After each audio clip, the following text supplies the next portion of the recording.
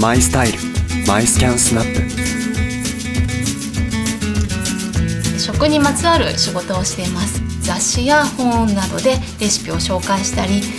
お子さんに向けた食育的なことをイベントにしたりとか、料理の楽しみ方を提案しています。スキャンスナップは基本的に、今までのレシピの整理に使っています。年間300以上のレシピを作るんですが、ひらめいたレシピをスキャンしてすぐにスマートフォンにデータが入るので、検索してほしいレシピに簡単にたどり着けるのでとても便利なんです。その他には材料のレシートも一緒にスキャンをしておけば、その料理にかかった金額も分かったりとかですごく重宝してます。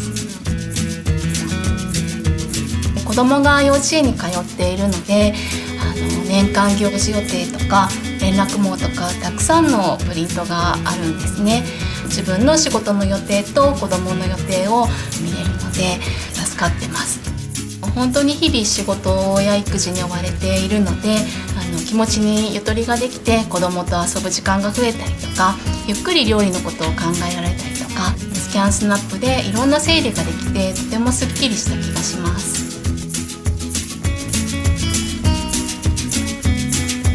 想像を超える便利がある。